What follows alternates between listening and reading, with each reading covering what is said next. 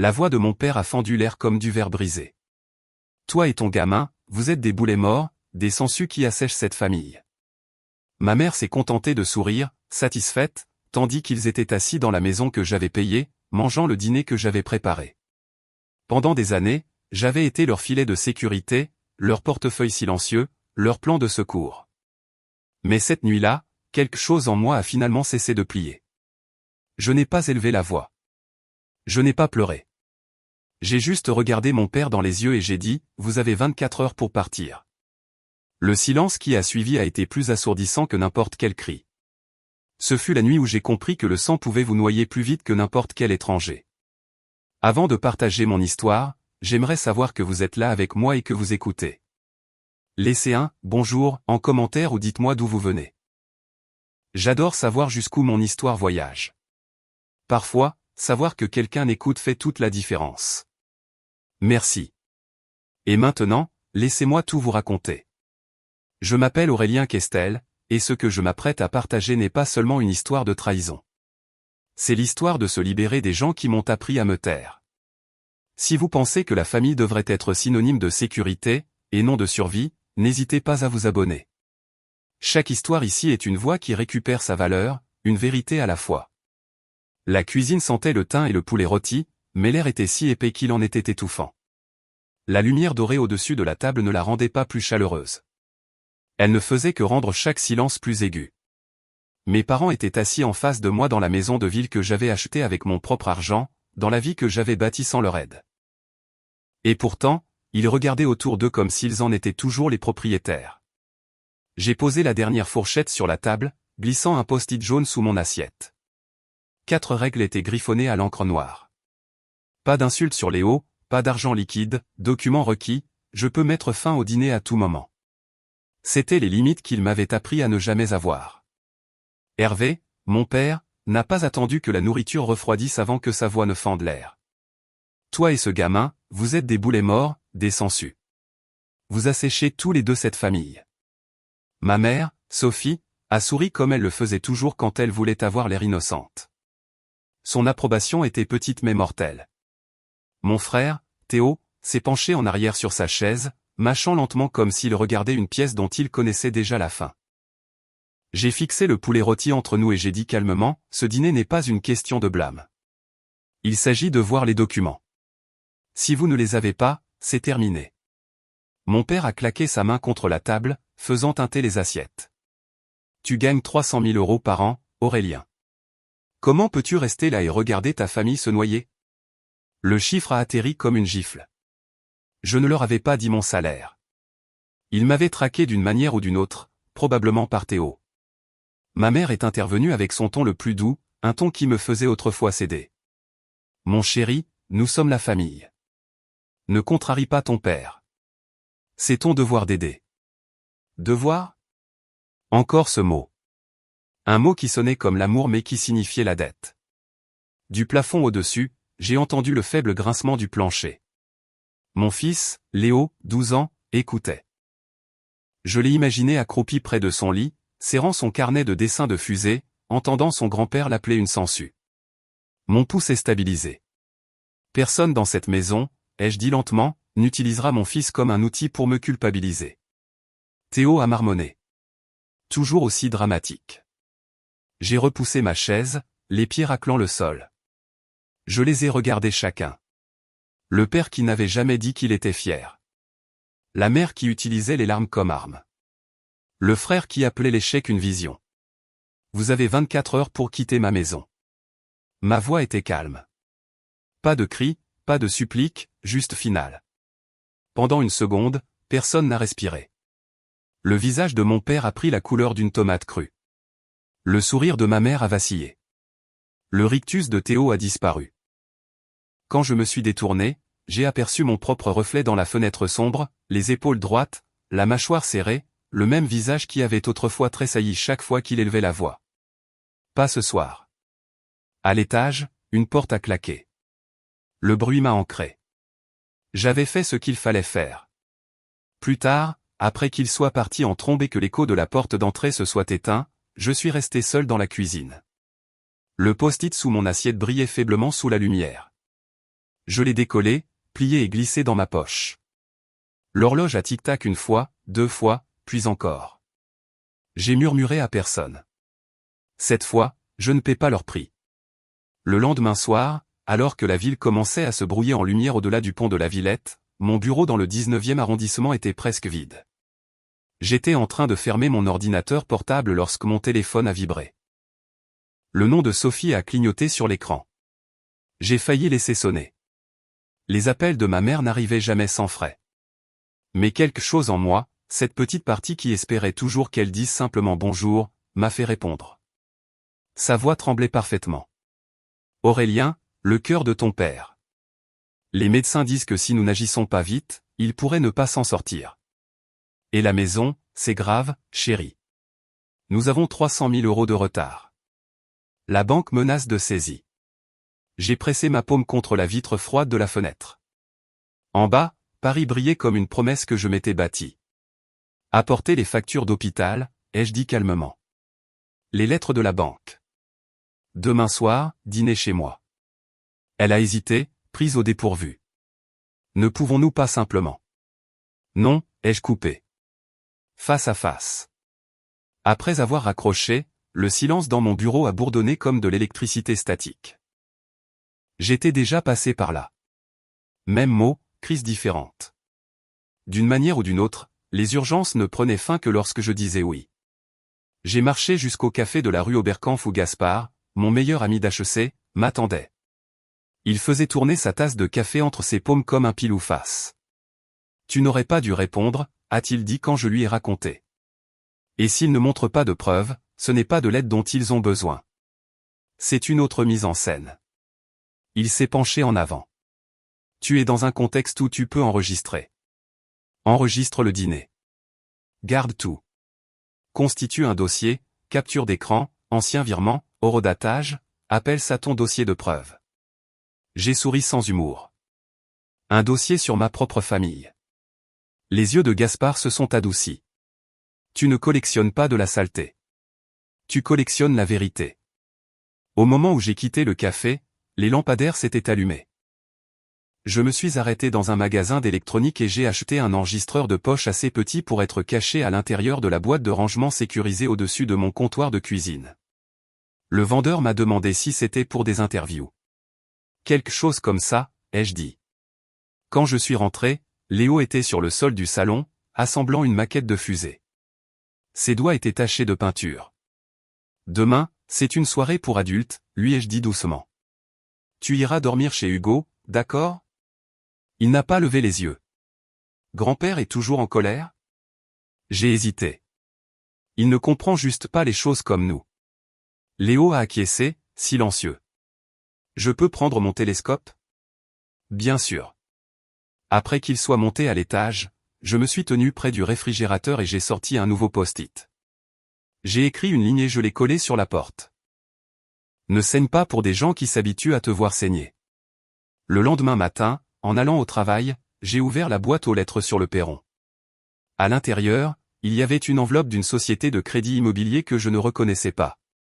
Option de refinancement pour votre propriété au 218, allée des Chênes, Saint-Germain-en-Laye. L'adresse de mes parents. Mon estomac s'est serré. Peut-être qu'ils étaient vraiment en train de se noyer. Ou peut-être qu'ils m'y avaient déjà entraîné à mon insu. Cette nuit-là, tandis que je rentrais à pied à travers le 11e arrondissement, le quartier était calme, les maisons de ville brillant doucement et dorées. Ma maison se tenait immobile, attendant. À l'intérieur, l'enregistreur était caché dans la boîte sécurisée, un témoin silencieux pour demain. J'ai levé les yeux vers la fenêtre de Léo. Sa maquette de fusée brillait faiblement sous la lampe. Pendant des années, je m'étais dit qu'aider mes parents était la même chose que les aimer.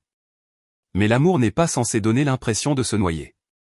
Demain, je découvrirai s'ils avaient jamais eu l'intention d'arrêter de me tirer vers le fond.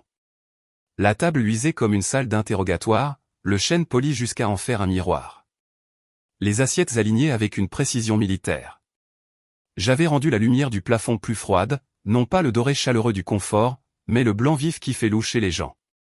La boîte de rangement sécurisée au-dessus du comptoir était déjà ouverte, juste assez pour que le minuscule point rouge à l'intérieur clignote.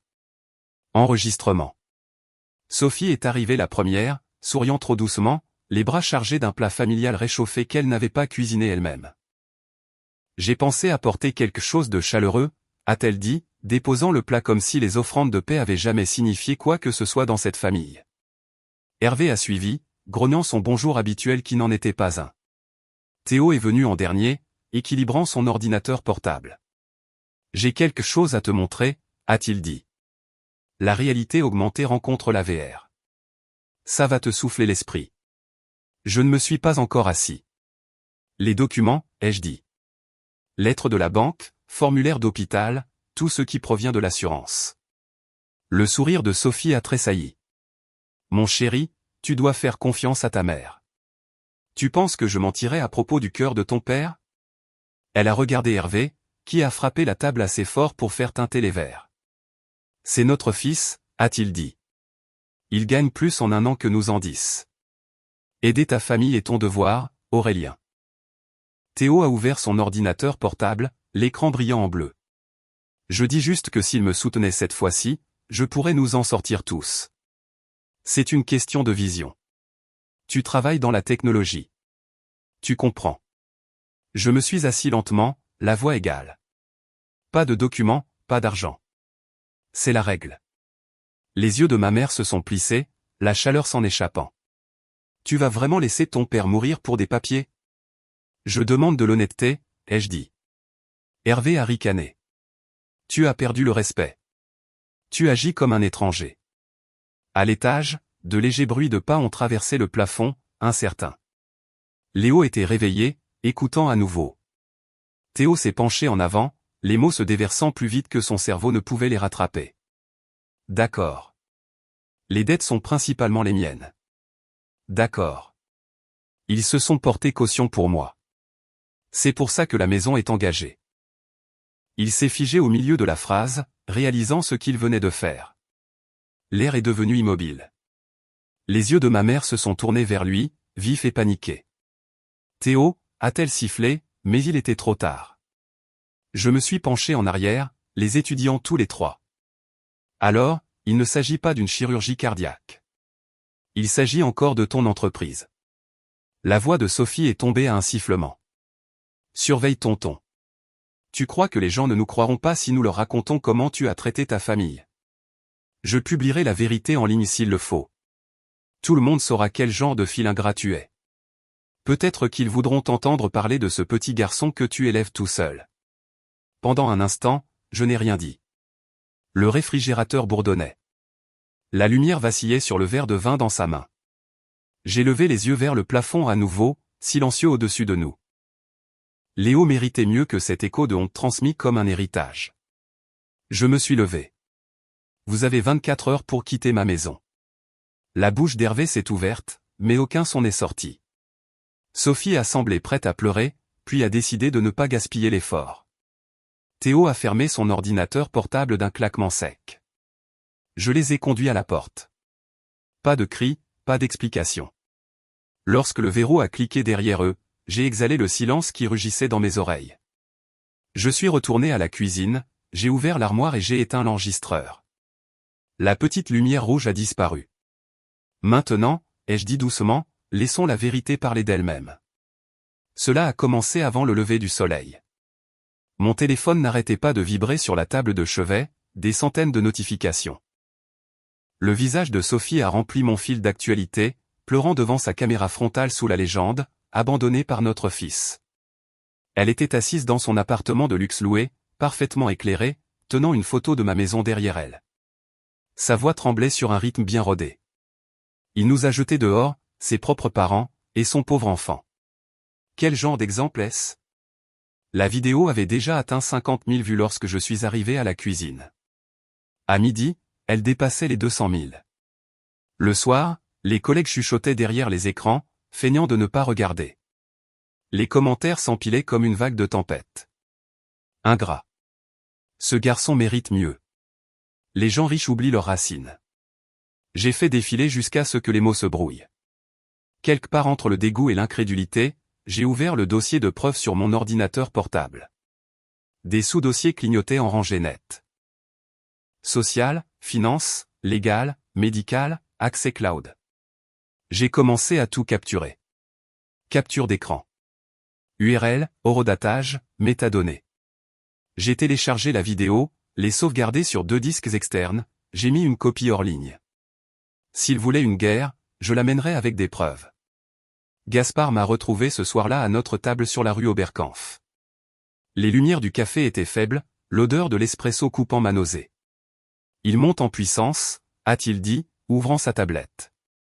J'ai déjà envoyé une demande de conservation au service juridique de TikTok. Tu devras suivre tous les repostages interplateformes avant qu'il ne les supprime ou ne les modifie. Trop tard pour la confidentialité, ai-je dit. Elle a déjà mentionné Léo. Gaspard a froncé les sourcils. Alors tu passes à la contre-preuve complète. Tire ton historique de virement. Montre que chaque prêt était ton argent, pas le leur. Construis ton propre récit avant qu'il ne t'ensevelisse sous le leur. Cette nuit-là, je suis resté à mon bureau longtemps après que la ville se soit endormie. J'ai imprimé des relevés bancaires, surligné les années où j'avais couvert leur remboursement d'hypothèque, leurs factures de services publics, les frais de démarrage de Théo. Un schéma a émergé. Des retraits mensuels étiquetés, dépenses familiales, qui ne revenaient jamais. J'ai sauvegardé chaque ligne. Vers minuit, un email anonyme a frappé ma boîte de réception. Pas de ligne d'objet, juste une pièce jointe, un bail scanné pour un appartement de luxe dans le 16e arrondissement sous les noms de mes parents, daté de 2 semaines plus tôt. Tant pis pour les sans-abri. J'ai fixé la signature, la calligraphie audacieuse et négligente d'Hervé, et quelque chose en moi s'est durci. Quelques minutes plus tard, j'ai vérifié à nouveau l'analyse de la vidéo. Un commentateur anonyme avait posté un long paragraphe défendant ma mère. À la fin, il citait mon salaire exact, à la décimale près. Seulement 3 personnes sur Terre connaissaient ce chiffre, moi, les RH, et mon père. J'ai finalement compris comment ils en savaient toujours trop. J'ai basculé sur le cloud drive que Théo avait configuré il y a des années pour les photos de famille. Le dossier existait toujours, se synchronisant automatiquement avec mon téléphone. La même photo que Sophie avait utilisée dans sa vidéo moi et Léo devant la maison de ville s'y trouvait. Les métadonnées montraient qu'elle avait été consultée il y a 3 jours à partir d'une adresse IP à Saint-Germain-en-Laye. J'ai fixé l'horodatage jusqu'à ce que les bords de ma vision se brouillent. Ils n'avaient pas seulement tordu l'histoire, ils étaient entrés dans ma vie, volant les images qui la construisaient. Le lendemain matin, un email du professeur de Léo est apparu. Il a été silencieux cette semaine. Certains enfants ont vu des choses en ligne. Je pensais juste que vous deviez savoir. Je suis resté assis longtemps avant de répondre. Merci. Je m'en occupe. Dans l'après-midi, j'avais organisé tout le dossier numérique. Capture d'écran triée par date, chaque transaction étiquetée, chaque commentaire enregistré. Lorsque Gaspard est passé pour prendre de mes nouvelles, je lui ai tendu une clé USB. Tout est dessus, ai-je dit. Chaque mensonge qu'ils ont dit, chaque publication, chaque chiffre. Il a hoché la tête, la glissant dans sa mallette. Tu as fait le plus dur maintenant. Laisse le papier parler. Après son départ, je me suis tenu près de la fenêtre, regardant le quartier reprendre son rythme habituel de lumière et de bruit. Léo est rentré plus tard que d'habitude, son sac à dos bas. Un enfant a dit, « Ta grand-mère est célèbre maintenant », a-t-il marmonné. Ils ont demandé si on l'avait vraiment viré. Je me suis accroupi pour rencontrer ses yeux. Les gens en ligne ne disent pas toujours la vérité. Ce qui compte, c'est ce que nous savons qu'il s'est passé ici. Il n'avait pas l'air convaincu, mais il a hoché la tête. À l'étage, je l'ai entendu fermer sa porte, le clic silencieux, un son que j'avais appris à craindre plus que les cris. Je me suis tourné vers mon bureau, téléphone à la main, et j'ai appelé un numéro que je n'avais pas composé avant cette nuit. Il a sonné 2 fois avant qu'une voix de femme calme ne réponde. « Maître Camille Leroy » a-t-elle dit. « Je m'appelle Aurélien Questel », lui ai-je dit. S'il existe un moyen légal de fermer une porte laissée ouverte trop longtemps, je veux le connaître. La ligne est restée silencieuse un instant.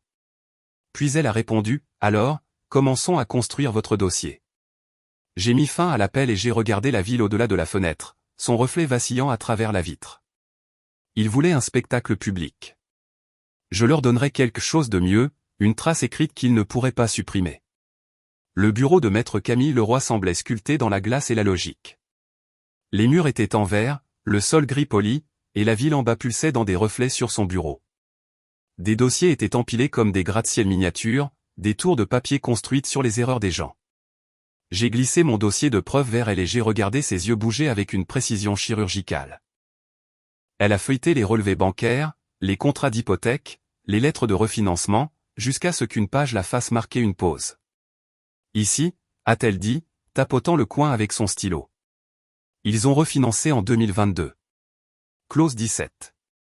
En cas de défaillance dépassant 90 jours, le prêteur se réserve le droit de vendre à tout acheteur qualifié sans consentement préalable. Elle a levé les yeux. Si le compte est en défaut, vous pouvez acheter la maison légalement. Pendant un instant, je n'ai pas pu parler. Non pas par choc, mais parce que l'idée portait trop de poids. Cette maison était une cicatrice cousue dans ma vie. Des anniversaires devenus silencieux. Des dîners transformés en guerre. Mon enfance transformée en garantie. Je ne voulais pas de vengeance. Je voulais la clôture. Camille s'est penchée en arrière, les yeux fermes. Si vous procédez, ils ne pourront pas vous défier en justice. La loi est claire là-dessus, mais vous devrez vous préparer publiquement. Cela aura l'air brutal. Racheter la maison de vos parents pour la leur retirer n'est pas un titre que les gens pardonnent facilement. J'ai fixé le contrat, les signatures de mon père et de ma mère imprimées en cursive soignées sous le sceau de la banque. Ils n'avaient pas manqué 1 ou 2 mensualités, ils avaient manqué 3 mois d'affilée. 90 jours de retard. Je ne les regardais plus se noyer. Ils avaient déjà lâché la corde. Cette nuit-là, la pluie a rendu le pont de Brooklyn glissant. Je me suis garé sur l'accotement un instant. Les essuie-glaces chuchotaient sur la vitre, la radio murmurant une émission de débat sur les obligations familiales. J'ai pensé à toutes les fois où ces mots avaient été utilisés comme des chaînes. J'ai appelé Gaspard. « Peux-tu vérifier quelque chose pour moi ?»« Toujours, » a-t-il dit. Je pense qu'ils ont encore été dans mon cloud drive. Il n'a même pas semblé surpris. Envoie-moi le fichier journal. 20 minutes plus tard, sa voix est revenue par le haut-parleur. Une déconnexion est venue de Saint-Germain-en-Laye il y a 2 nuits. L'IP remonte à un fournisseur local enregistré à l'adresse de tes parents. Mes mains ont serré le volant plus fort. Ils sont toujours dedans après tout ça.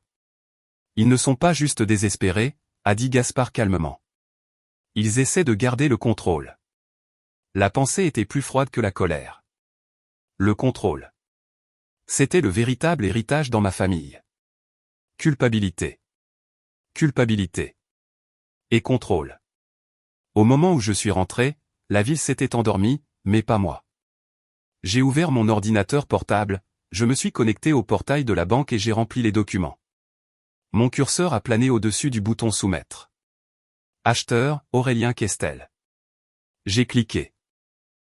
Un email de confirmation est arrivé quelques secondes plus tard. Demande reçue. Processus de vente à découvert initié. Puis une autre notification a suivi. Copropriétaire actuel au dossier, Théo Questel. Ils avaient déjà transféré une partie de la propriété sous son nom. Une manœuvre pour esquiver la banque, peut-être pour retarder la saisie. Mais la loi avait un mot pour les gens comme moi. Acheteur de bonne foi, le bona fide purchasé protégé. Pour une fois, j'avais la loi de mon côté, pas contre moi. J'ai fermé l'ordinateur portable, la pluie chuchotant toujours contre les fenêtres. J'ai pensé aux mots de Camille. Ils ne s'attendront jamais à ce que tu te battes proprement. Je ne me battais pas du tout. Je signais simplement la fin d'un cycle. J'ai murmuré à la cuisine sombre. Ce n'est pas une vengeance. C'est un remboursement. La ville dehors bourdonnait, ignorant qu'une ligne de bataille silencieuse venait de se déplacer. La guerre pour la vérité n'était plus une question de savoir qui criait le plus fort. C'était une question de savoir qui détenait les reçus. J'ai éteint les lumières, ressentant le calme qui ne vient qu'après que des années de peur aient finalement expiré. Je ne les punis pas, ai-je dit à haute voix, plus pour moi-même que pour quiconque. Je ne fais que clore une dette qu'ils n'ont jamais eu l'intention de payer. La maison à Saint-Germain-en-Laye se dressait au bout d'une rue affaissée, le genre où la peinture ne sèche jamais tout à fait et où l'air sent le plâtre humide. L'avis de la banque pendait de travers sur la porte, flottant au vent comme un drapeau blanc. J'ai tenu les clés que Camille avait arrangées par l'administrateur de la saisie et je suis entré avec le serrurier. L'air était lourd du parfum de la poussière et de quelque chose de plus ancien, le temps lui-même, peut-être. Chaque mur portait un écho. Le couloir ressemblait exactement à ce dont je me souvenais, les cadres de photos alignés en parfaite symétrie. La photo de remise de diplôme de Théo était toujours accrochée au centre, son sourire éclatant et faux. La mienne y était aussi, coupée d'une photo de groupe, mon épaule à moitié coupée. Camille est restée près de la porte, téléphone à la main, vérifiant à nouveau notre autorisation. « Vous avez 2 heures », a-t-elle dit. Après ça, je dois déposer notre rapport. J'ai hoché la tête et je suis monté à l'étage. Les marches grinçaient comme si elle se souvenait de chaque dispute que nous avions eue. La porte du grenier est restée coincée un instant avant de céder, s'ouvrant en soupirant. Des boîtes étaient empilées jusqu'aux poutres, chacune étiquetée de la cursive soignée de Sophie, reçus fiscaux, divers, et une à l'encre décolorée, Ephraim K., mon grand-père. Je les traînais à la lumière. À l'intérieur, il y avait de vieilles enveloppes bancaires, des papiers jaunis attachés avec de la ficelle, et une lettre pliée soigneusement sous plastique. Je les dépliai. Si tu lis ceci, Aurélien, cela signifie qu'ils ont pris ce qui était destiné à toi. Le fonds d'éducation t'appartient à toi seul. Pas le rêve de quelqu'un d'autre, pas la dette de quelqu'un d'autre. Rappelle-toi, l'argent peut être volé, mais l'intégrité ne le peut pas. Ma gorge s'est serrée. J'ai trouvé les relevés bancaires qui l'accompagnaient, des retraits du fonds de fiducie de mon grand-père, correspondant à l'année où j'étais censé commencer à HEC. Une autre enveloppe contenait une reconnaissance de dette griffonnée de la main de Théo, empruntée au fonds familial pour le capital de démarrage. En dessous, les signatures de mes parents en tant que garants. Chaque mythe qu'ils avaient raconté sur le sacrifice et la famille était là, à l'encre, juste pas la version qu'ils m'avaient vendue. J'étais assis sur le plancher du grenier, la lumière coupant à travers la fenêtre fissurée, la poussière tourbillonnant en fines poutres. La colère n'est pas venue comme elle le faisait avant. Elle n'a pas brûlé. Elle s'est installée, froide, précise et silencieuse. J'ai sorti mon téléphone et j'ai commencé à tout photographier. La lettre, la reconnaissance de dette, les relevés bancaires, les sceaux des enveloppes. Chaque clic de l'appareil photo sonnait comme la fermeture d'une porte. J'ai envoyé les fichiers à Camille. Elle a appelé en quelques minutes. C'est ça, a-t-elle dit. Cela prouve l'abus d'un fonds à usage restreint et la fausse déclaration directe. Vous n'avez plus besoin de leurs paroles. Vous avez des documents. J'ai passé une main sur le bois rugueux du mur à côté de moi. Le grain était échardé mais fort. J'entendais presque la voix de mon grand-père, lente et calme. N'emporte pas la colère avec toi. Emporte la vérité. En bas, le serrurier a appelé, demandant si j'avais besoin d'aide pour transporter autre chose. Je lui ai dit non. J'ai regardé autour de moi une dernière fois. Le papier peint se décollait près du coin, révélant des couches plus anciennes en dessous, des motifs floraux datant de décennies. Des générations de dissimulation, littérales et autres. J'ai trouvé une autre boîte par accident lorsque j'ai renversé un tabouret cassé. À l'intérieur, il y avait des photos de famille, mes parents à des événements d'église, Théo coupant un ruban pour une fausse start-up. Sophie souriant à un gala de charité. Et là, à moitié cachée derrière un autre cadre, une photo de nous 4. Sophie avait son bras autour de Théo. La main d'Hervé reposait sur son épaule. J'étais sur le côté. Coupé, mon visage flou tourné à moitié hors du cadre. Je l'ai fixé plus longtemps que je ne l'aurais voulu. Cette photo était l'histoire de ma vie. Toujours presque là, mais jamais centrée. Quand je suis sorti, le vent portait l'odeur de la pluie.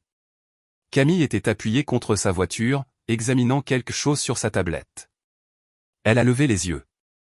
Vous avez trouvé ce dont vous aviez besoin. Plus que ça, ai-je dit. J'ai trouvé la preuve. Nous sommes retournés vers la ville en silence. La lumière de l'autoroute filait sur le pare-brise, les reflets s'estompant rapidement comme des fantômes en marche arrière. Au moment où j'ai atteint le 11e arrondissement, je me suis senti plus léger. Non pas justifié, non pas victorieux, juste propre. Le genre de propreté que seule la vérité peut apporter. J'ai stocké les documents scannés dans le disque de preuve, étiqueté le dossier, preuve Ephraim, et les sauvegardé 2 fois. Avant de me coucher, je me suis tenu à la porte de Léo. Il dormait. Son télescope pointait vers la fenêtre, vers un ciel auquel il croyait toujours qu'on pouvait faire confiance. J'ai murmuré. Nous sommes en sécurité maintenant. Peut-être que je le disais à lui. Peut-être à moi-même. Je me suis assis près de la fenêtre, regardant la ville respirer. Pour la première fois depuis des années, je ne me sentais pas traqué par le passé. La vérité était plus forte que n'importe quelle accusation, et je n'avais plus besoin de l'expliquer. J'ai regardé la faible lueur de la lettre de mon grand-père sur le bureau et j'ai murmuré, « Tu avais raison. » Les murs se souviennent, mais ils libèrent aussi. Et dans ce silence, avec le bourdonnement de la ville en bas, j'ai su que la guerre était en train de changer. Il ne s'agissait plus de survie. Il s'agissait de récupérer ce qui avait été volé. La nuit ne me semblait pas lourde. Elle me semblait honnête. J'ai fermé les yeux et j'ai laissé cela suffire. La vérité avait finalement parlé pour moi. Le vendredi au terminal 2F de l'aéroport Charles de Gaulle, CDG, ressemblait à une salle d'audience avec des valises à roulettes. Des lumières blanches vives, des annonces fendant l'air. Des étrangers dérivant dans un demi-cercle lâche sans savoir pourquoi. Camille se tenait à côté de moi, des dossiers glissés sous son bras, les bords nets comme un verdict. Puis je les ai vus, Théo d'abord avec son téléphone levé et ce demi-sourire bien rodé. Sophie derrière lui, serrant un oreiller de voyage comme un accessoire. Hervé en dernier, pas lourd et les yeux qui balayaient la pièce à la recherche d'angles. Aurélien, a chanté Sophie, le soulagement posé en couche épaisse. Je savais que tu viendrais. Le sang, c'est le sang. Je n'ai pas répondu. Camille s'est avancée et a placé 3 enveloppes blanches dans leurs mains. Vous avez été notifié, a-t-elle dit. Document de transfert de propriété, ordonnance de restriction pour harcèlement, et notification formelle du prêteur. Théo a déchiré la sienne et la couleur a quitté son visage. Tu as racheté la maison de nos parents. J'ai gardé ma voix basse. Non, j'ai racheté l'avenir que vous avez hypothéqué. La mâchoire d'Hervé s'est contractée. N'humilie pas ton père en public. J'ai sorti la lettre de mon grand-père et je l'ai tenue là où ils pouvaient tous voir l'écriture décolorée. Il a laissé ses fonds pour mon éducation. Vous les avez utilisés pour soutenir un rêve qui n'a jamais tenu debout. Aujourd'hui, ils retournent à ce qu'ils étaient censés protéger. Les yeux de Sophie se sont remplis, puis se sont éclaircis alors qu'elle s'ajustait à une autre pause. Nous voulons juste vivre, chérie. Tu es devenu si froid. Autour de nous, des téléphones se sont levés, des visages inclinés pour le son. J'ai rencontré son regard. Je ne suis pas froid. J'ai appris à ne pas brûler. Camille a remis des documents à la sécurité de l'aéroport. Un agent les a parcourus avec un ennui professionnel et a hoché la tête. Vous devrez vous déplacer, a-t-il dit à mes parents, puis a fait un geste sur le côté. Théo s'est penché assez près pour que je voie la sueur sur sa racine des cheveux. Tu vas regretter ça. Personne ne gagne contre la famille. Je ne gagne pas, ai-je dit. J'ai juste fini de perdre. Il a tressailli. Les lèvres de Sophie tremblaient, mais aucune larme n'est venue. Hervé a regardé l'enveloppe comme si elle allait exploser. Alors que la sécurité les guidait vers la zone de récupération des bagages, un étranger près de la porte a murmuré « Qu'est-ce qui se passe ?» Un autre a répondu « On dirait la vérité ». Quand ce fut fini, la foule s'est éclaircie aussi vite qu'elle s'était formée. Je me suis assis sur un banc métallique, le froid mordant à travers mon manteau, l'adrénaline laissant un creux derrière mes côtes. Camille m'a touché l'épaule une fois. Le papier parle, a-t-elle dit. Ils sont partis. Pour la première fois de ma vie, je ne me sentais pas léger. Je me sentais vide. Dans ce vide, quelque chose a résonné, un espace, et en lui une sorte de liberté. La maison de ville me semblait étrangère dans son silence. Pas d'appel, pas de nouvelles vidéos. L'absence de bruit me rendait méfiant. 3 jours plus tard, Sophie a posté à nouveau, mais la performance avait changé. Pas de larmes, pas de mains tremblantes, juste un sourire anxieux et une confession prudente que Théo l'avait poussée, qu'il avait inventé l'histoire, qu'elle s'était laissée entraîner. Les commentaires se sont divisés au début, puis ont basculé. Les gens se souvenaient trop de la dernière vidéo. Théo est passé en direct cette nuit-là depuis un appartement nu, sa voix résonnant. Il a déblatéré sur la trahison et la manipulation, sur la façon dont j'avais ruiné sa dernière chance. Le nombre de téléspectateurs a diminué au fur et à mesure qu'il parlait. Rien n'adhère à un mur qui refuse de le tenir. Je n'ai répondu à aucun d'eux en ligne. J'ai remis tout à Camille. La lettre, la reconnaissance de dette, la clause de refinancement, les relevés bancaires, et je l'ai laissé déposer l'histoire là où elle ne pouvait pas être supprimée. Dans une petite salle d'audience à Paris, le juge a feuilleté nos pièces à conviction et m'a jeté un regard. Vous ne cherchez pas de dommages et intérêts. Je demande l'enregistrement, ai-je dit. J'ai besoin que la vérité vive quelque part d'officiel. Il a signé. Terminé. L'acte de propriété listait mon nom seul. Dehors, la lumière de l'hiver semblait mince et honnête. Ce soir-là, je suis retourné à Saint-Germain-en-Laye avec une équipe de nettoyage. La maison était dépouillée jusqu'à ses os, poussière, ficelage, le creux des vieux meubles. Dans un coin du garage, derrière une pile de panneaux déformés, j'ai trouvé une enseigne en bois d'une autre époque, Menuiserie Questel. Famille depuis 1974. J'ai brossé la crasse et je l'ai portée jusqu'au trottoir, puis je me suis arrêté. J'ai décidé de la garder, non pas comme un mémorial, mais comme un avertissement, si la fondation est un mensonge, rien de ce que vous construisez ne dure. Sophie a posté une fois de plus avant de disparaître, blâmant Théo sur un ton qui ressemblait à une porte qui se ferme. Lors de la phase de découverte, Camille a tiré un fil de messages où Théo avait planifié les angles du premier message viral, les légendes, la photo à choisir dans le cloud familial. Nous les avons entrés dans le dossier. Hervé n'a jamais comparu au tribunal. Son avocat a dit qu'il était injoignable, ce qui semblait être la chose la plus vraie que quiconque dans son camp ait jamais dite. De retour à la maison, l'horloge de la cuisine a tic-tac comme elle l'avait fait la nuit où j'ai placé le post-it sous mon assiette. Je pensais que la victoire ferait plus de bruit. Au lieu de cela, elle ressemblait à une longue expiration que je n'avais pas réalisé que je retenais. J'ai posé l'ancienne enseigne de menuiserie contre le mur et j'ai laissé le silence s'installer. La justice ne m'avait pas rendu heureux. Elle m'avait rendu honnête. Et parfois, c'est tout ce que vous pouvez demander.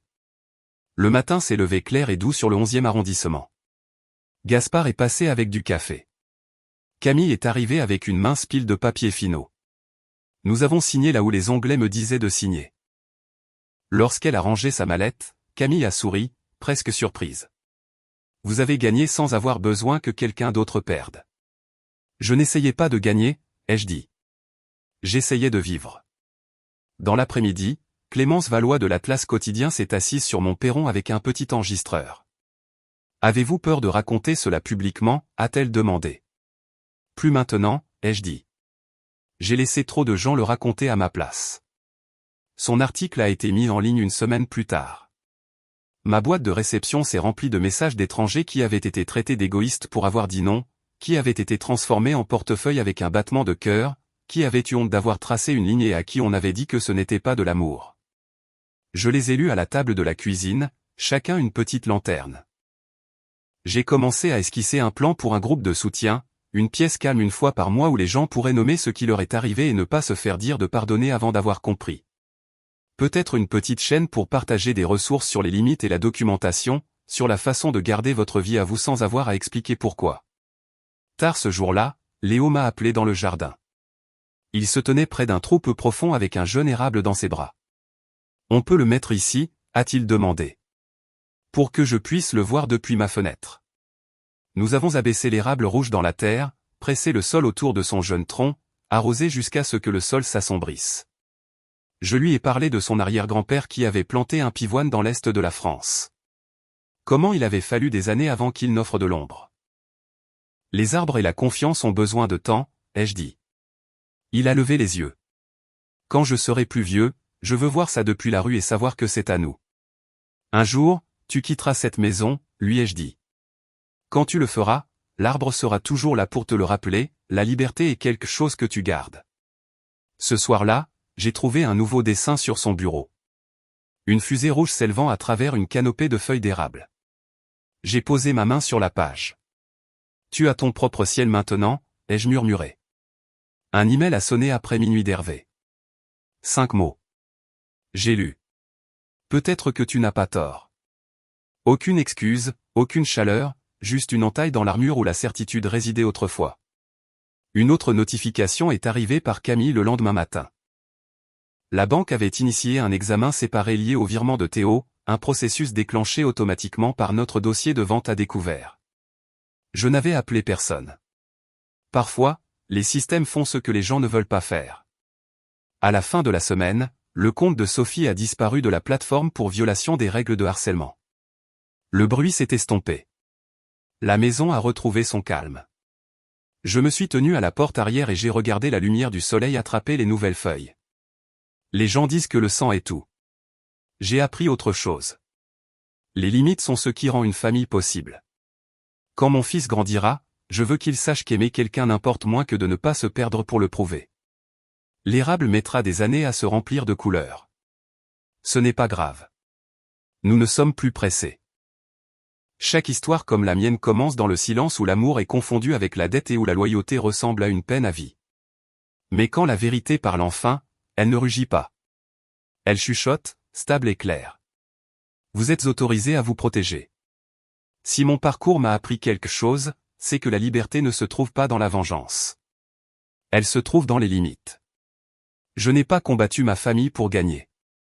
J'ai combattu pour respirer, pour construire une maison où mon fils peut grandir sans avoir peur de devoir de l'amour à qui que ce soit. Peut-être que vous êtes passé par là aussi, vous demandant si partir faisait de vous un être sans cœur. Ce n'est pas le cas. Cela vous rend entier. Alors, si on vous a déjà dit que votre douleur est un manque de respect ou que votre « non » fait de vous un égoïste, sachez ceci. Vous n'êtes pas seul. Avant de partir, laissez un simple « je vous entends » dans les commentaires ou dites-moi d'où vous regardez. Rappelons-nous que la guérison n'est pas l'isolement, c'est la communauté. Merci d'avoir écouté. Et si mon histoire vous a touché, restez abonné et continuez à défendre votre vérité.